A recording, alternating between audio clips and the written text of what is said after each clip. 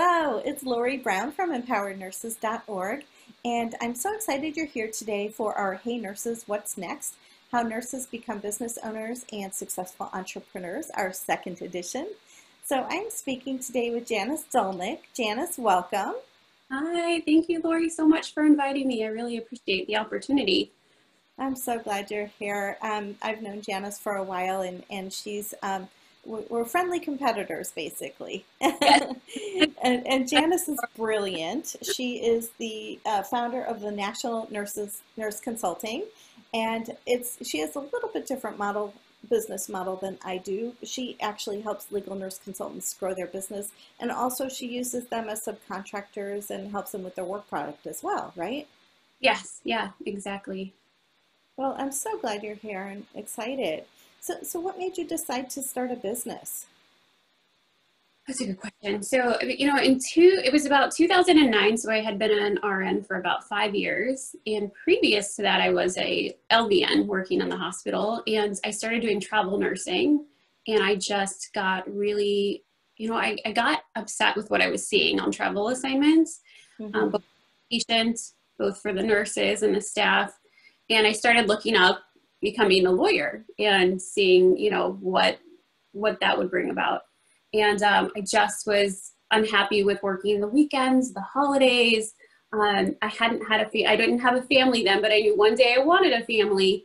And I had seen a lot of nurses pregnant, working these 12-hour shifts, and their feet were swollen. And I thought, gosh, this is just not what I want for myself. I really want to find something where I own where I own my day and work when Mm-hmm. I want to work. So I started looking up, I think it was like attorney nurse and stuff like that. And I stumbled upon legal nurse consulting. And so I kind of just fell into it from there. Oh, that's great. Wow. And you have grown amazing. Yeah, we've done Wow. some things. We, Yeah. um, we took, let's see, in 2009 is when I started the business by myself for a good probably 6 years, and then started focusing on the class action side of things, and then had to start hiring a lot of subcontractors, and then my business has grown exponentially since then. So we've been pretty busy these last few years. Well, it's great. I'm so happy for you. And you've got an amazing book out, right? I do, yes, thank you. It's called Crush It, the legal nurse blueprint for success. Yes.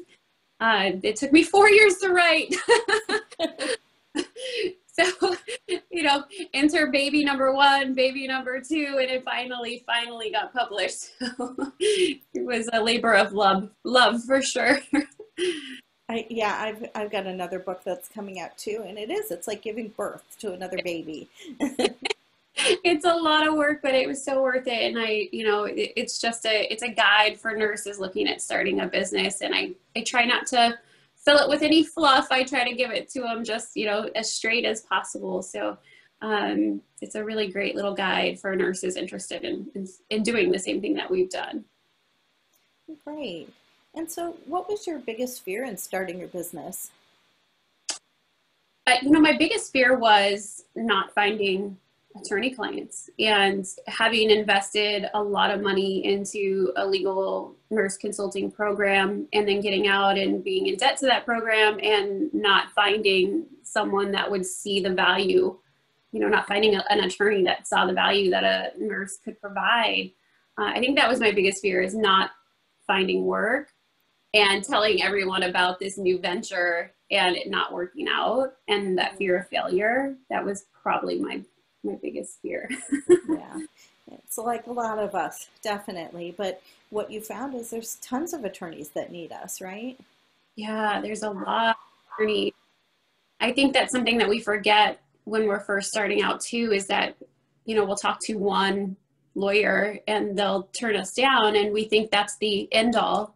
There's lawyers everywhere, thousands and thousands and thousands of lawyers. So, there's always someone else to pitch your services to. So yeah, I just reached over to get my jar of sprinkles because I use the analogy that if this is the universe of attorneys, there's tons of them. They're everywhere and they need you, but you just have to go and meet the sprinkles and tell them how you can serve them. And Right. then, and And then it's on the other, go ahead. Sorry. oh, I'm sorry, we keep getting cut off. Yeah, no, you're absolutely right. It's a numbers game. There's a lot It of them. is. And then on the other side of things, people are, there's so many legal nurse consultants. There really aren't. They're kind of spread out all over. And what I always say is, if this is the universe of legal nurse consultants, then how do you make yourself the black sprinkle and set yourself apart? Yes. No, you're absolutely right. I think people feel that it's an oversaturated market, and I still feel like we have so much work to do. And as far as teaching and educating lawyers about who we are and what we do and how we can help. And I don't know why that's a misconception. I think a lot of people come into it, there's a lot of nurses excited to do it, but the number of nurses that actually stick with it and push through all those objections and make it through to the end, are few and far between. So if you can stick with it, your market really is very, very large. So it's all about persistence and consistency. Right. Just keep checking in, keep checking in. Yeah. Hey, I understand you don't have a case now. Can I check back in 30 days? Right. Yeah. Do you have a colleague that could use my services or that I could reach out to? That follow-up is really important too. I think that we forget to follow up because they get busy, and I say the squeaky wheel gets the oil. So don't forget to follow up. The fortune is always in the follow-up, especially as a newbie. If you don't hear anything back from a few that you reached out to, definitely make sure that you're following up. And letting them know that, hey, I'm still here and I'm still here to help. Yeah. And if you're just starting and you hear no, it doesn't mean no forever. It just means no, not now. And it's nothing against you personally. They just may not have a need right now. No, and I love this. I'll share this story with you. One of my clients 4 years ago, 4 years, I did a small case for them and I never heard back. And I was so disappointed. I thought I did something wrong and, just was really discouraged. And 2 years later, they reached out to tell me that they had hired a firm out of country and they thought they were getting really affordable legal nurse consulting services, basically, medical chronology services. And what they didn't know was 2 years later, when they went to litigate this, how poorly prepared they really were and how awful the chronologies really were. Right. So when they reached out, they said, your work product was so great. We know it was more expensive than what we wanted to pay at the time, but now we understand the value and why we pay a bit more. And they actually became one of our biggest paying clients, and we took on multiple class actions for them. So we've been very busy with them, and that was 4 years, and then I waited 2 years to hear anything. So I know people get discouraged when they don't hear things for a few days, a few months, but you guys, we're talking, sometimes it takes years for them to see the value. And if you're consistent and persistent, like you said, Lori, there's just so much that can happen for you in your business when you just stick to it. And I always say you're planting seeds. Some seeds are going to, like carrots, are going to grow in 90 days. And bamboo takes 9 years. It just, planting seeds. 100% accurate. It can years. And that's why I say, how many are you reaching out to per week? Are you following up? And you have to just keep doing it over and over and over, even when it's tough, even when it feels like you're going nowhere. You are planting seeds and you can't see what's happening underground while those seeds are blossoming. Yeah, absolutely. And I always say they don't teach legal nurse consultancy in nursing or in law school. So most attorneys have no idea who we are or how we can help. So there's still it's still a new profession. Like AALNC was, I believe, founded in 1985. And so there's so many attorneys that just don't know how we can help. So many attorneys. It's still, it's like we had nurses that were that spearheaded this for us, the legal nurses that started this industry for us, which is amazing. And we still haven't even scraped the top of like what we can do and who we can help. They just don't know. They don't know we exist. They think that their paralegal can do the job. They just don't even know what a nurse brings to the table. Exactly. And it's our job to educate them, and that's what nurses do best anyways. Right. Yes, that's what I tell everyone. I'm like, shift your, if sales is your fear in marketing, I say shift your focus. Remember, a majority of what we do in the hospital is educating families, patients. And so if you can take that and step away and remove that fear of, I'm afraid of marketing and selling myself, and switch it instead to, I am educating these attorneys and do what it is you do best. I think that makes it a little easier for nurses to get out there and market their services and not feel like a, sleazy salesperson while doing it. Right. Yeah, I say you're just enrolling them into your value and benefits, and it's up to them to powerfully choose.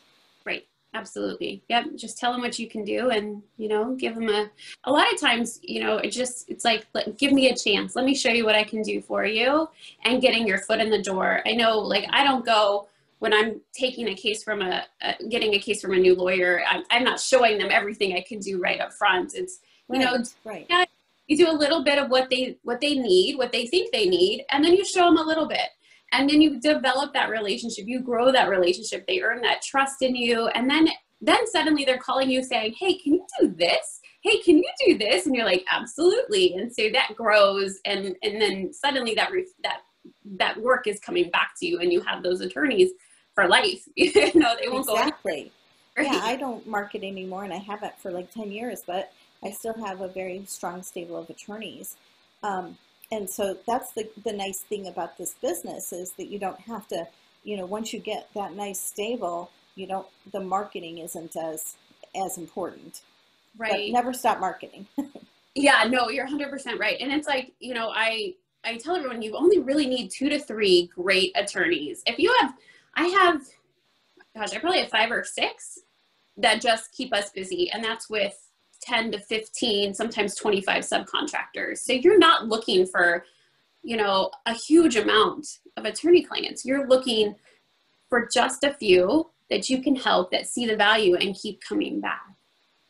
Yeah, and you said something about you just show them a little bit of what you can do at a time, and to build the relationship. And that's exactly what I say, is that it's like dating. You're not going to be able to like give them the whole goods the first time. You're gonna you're gonna grow the relationship, get the trust, and then then say, okay, well, it looks like you're in the discovery process. This is what I can do.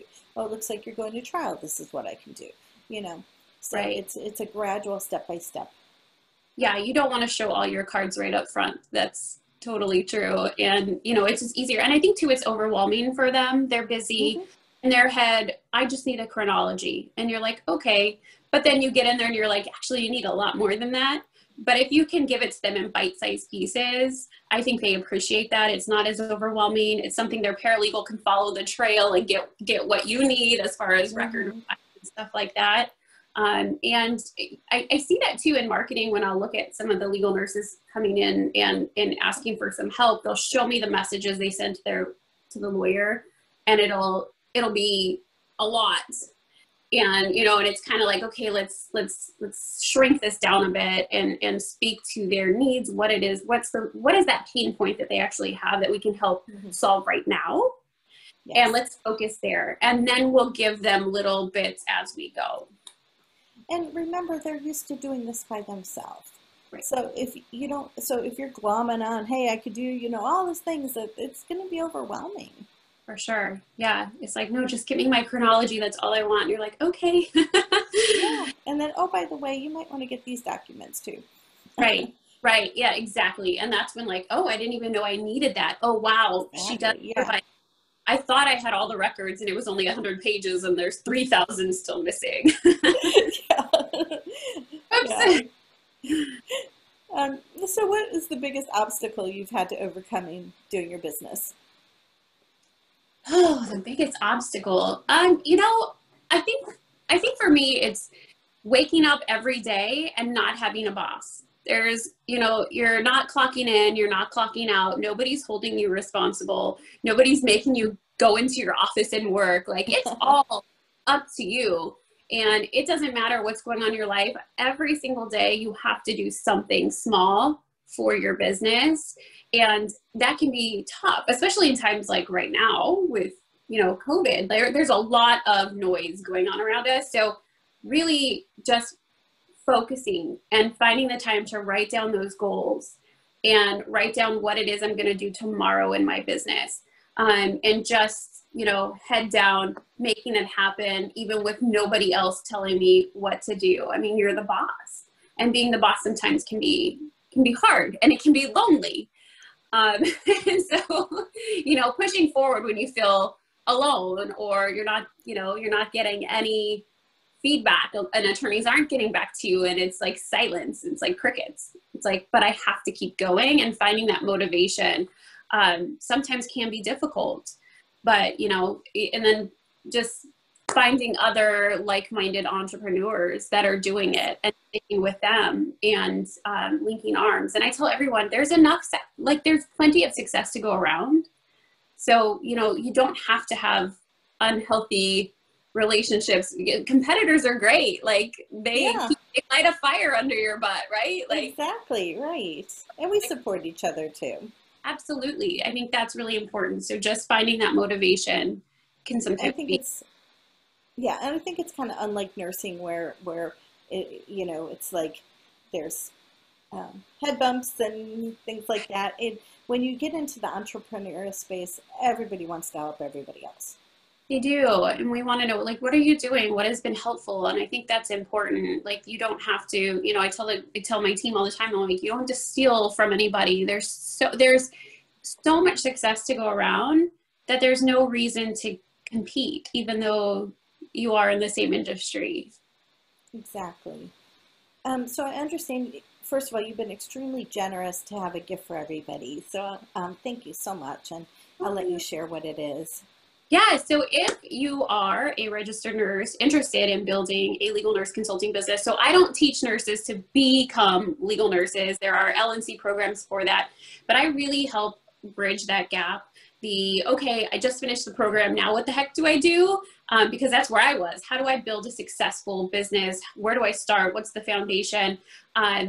That's really my focus in helping nurses get out, build the business side of things. So I have a book, The 10 Steps to Getting Started in Your Legal Nurse Consulting Business, and I will give that to Lori, and you guys can grab that link and you can download that book. And I write out 1, 2, 3, 4, 5, 6, 7, 8, 9, 10, the very easy, simple steps for you to follow to get started in your LNC business, and to really, kind of give you a roadmap to how to get started and what avenues are out there that you can take to help build and grow a successful business. Well, thank you so much. And Janice and I have very similar philosophies on this, in that, we don't believe that you really need a program. Attorneys are hiring you for your nursing knowledge, and not a certification that they don't even know what it is, or things like that. Now, it's a great thing to do if you want that for your comfort zone, but you don't have to have it. Right. No, and I'm actually glad you brought that up. That's really important. And we do share the same thought on that. I always say you want to invest in yourself and invest in your business, and you wouldn't just open a donut shop and not know how to make a donut. So, but however, that's the best way that you learn, whether it's grabbing a book off of Amazon or, taking a program, find something that's affordable and fits your learning style. Sometimes these lawyers need such basic help, like just your RN is just fine. Out there, let them tell you what they need, and then go from there. Yeah, perfect. And then lastly, I'd like to know if you have any advice for a nurse who's interested in starting a business. What would your best piece of advice be?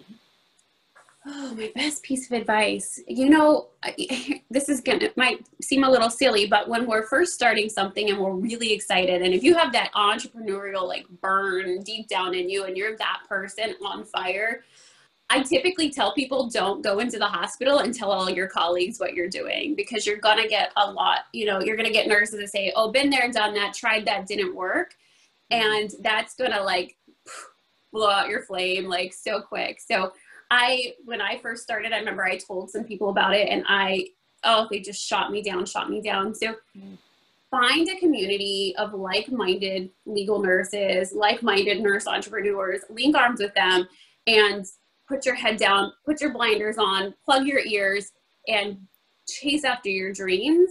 And sometimes that means not telling your best RN friend in the hospital what you're doing, because some people just aren't dreamers, and that's okay. And some people are happy with their paycheck every 2 weeks and, you know, aren't like we are vision, you know, we see these visions and we go after them. So if you're not finding that from your family or your friends in the hospital, find a group where you're welcome and they love you and they're lifting you up and they want to see you succeed, and let that be where you go to get your motivation and your inspiration as you're growing your own business, because it's tough doing it by yourself, and it's even more hard when people are telling you you can't do that. You know, that's silly. So that would be my biggest thing. It's all in your mind. That's so true. Yeah, definitely. And yeah, surround yourself with people, because you don't have to do this alone. No. And all your energy feeds on each other, that if it's in the positive way, to lift you up and support you. And I think that's why Janice and I do what we do, is we want to help you lift as we climb, so that we all climb together. Well, I feel like every nurse should feel the ability to own your life, to do what you want, to take those days off when you want, to be home and watch your kids grow and not miss another Christmas. I mean, if that's truly what you want, we want you to come with us. Yeah. And I think it would be so interesting if nursing were independent like this. And I mean, to the point where even patients picked which nurse they wanted in the hospital, and let nurses be revenue producing centers instead of cost centers. Yeah. It's so different. It would be very different. Absolutely. Yeah. Well, thank you so much for taking the time to speak with me. I so appreciate it. And if you're enjoying this series, please share it with everybody, and let people know, because, you know, our goal here is to inspire you and show you what's possible, that you don't have to be stuck at the bedside forever, that there are other opportunities, you know, for you. And if you want to stay at the bedside, awesome. But you have choices, and with choices, there's freedom. Absolutely. Oh, thank you so much for the opportunity, Lori. I really appreciate it. And thank you, everybody. Thanks, everyone. Bye for now. Bye.